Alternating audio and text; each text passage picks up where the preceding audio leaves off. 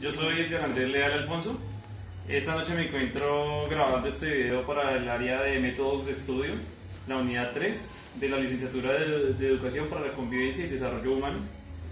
Me encuentro con unos amigos quienes me van a colaborar en la exposición del tema lectura autorregulada. Entonces, para empezar, pues vamos a hablar de qué es la lectura autorregulada, que en sí habla de un proceso en el cual nosotros vamos a aprender un poco acerca de cómo es la forma en que se debe leer. En realidad está dividida en tres partes, en la cual podemos o tenemos la capacidad de hacernos unos interrogantes acerca de qué texto viene. Otro es la seguridad del texto que ya conocemos, y la tercera parte es lo que podemos conocer nuevo de esa lectura.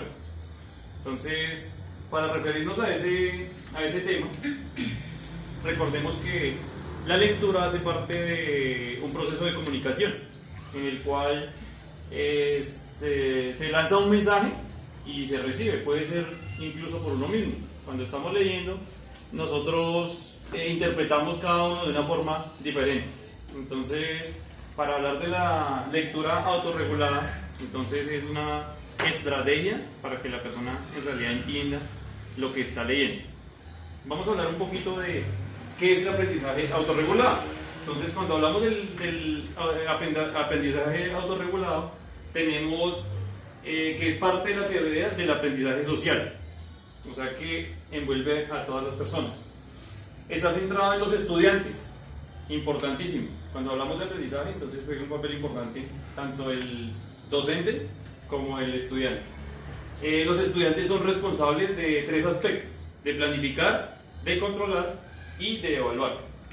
¿Para qué? Para que se activen, modifiquen y se mantengan sus prácticas de aprendizaje. La lectura autorregulada está dividida en tres estrategias. La primera estrategia es la planificación, la segunda, la supervisión, y la tercera, la evaluación. Entonces vamos a verlas una a una. Para empezar, hablamos de la planificación. En la planificación se determina el propósito de la lectura para el efecto de planificar al lector. Entonces es cuando se le dice a la persona: vamos a hablar de tal tema y este tema nos lleva a tales objetivos. Segundo, identificar el tipo de texto. Entonces, como hay textos infantiles, hay otros que son románticos, otros que son de carácter literario. Entonces, esos textos, ahí es donde se identifica el tipo de texto que la persona va a interiorizar. Identificar el tema central. Entonces, además de saber el tipo de texto, también saber a qué tema hace referencia este texto. Entonces, puede ser algo político, social, de matemáticas, de algún área específica. Después tenemos identificar la intención del autor o del texto. Entonces, ¿a dónde nos lleva este autor? Queremos aprender sobre, además de ser de ciencias naturales, vamos a aprender sobre, por ejemplo, las partes de la planta o la clasificación de los animales, para dar un ejemplo. Identificar la intención del autor del texto. Entonces, el autor del texto nos lleva a un punto específico, a eso hace referencia a este punto. Identificar los procesos cognitivos de la comprensión lectora. Entonces, cuando hablamos de los procesos cognitivos, es a dónde va a llegar esta persona después de haber leído esto. Ya después de pasar de la planificación, saltamos a la supervisión. Cuando hablamos de supervisión, es la parte central de este proceso, que, como las partes del cuento, tiene inicio, nudo y desenlace. O sea que aquí la supervisión haría parte como del nudo, para hacer un paralelo. Entonces, en la supervisión lo que se hace es llevar un paso a paso del contenido del texto, para que en realidad sea autorregulado. Y de esta forma, pues se entiende mucho mejor. Entonces, ¿qué pasa con la supervisión?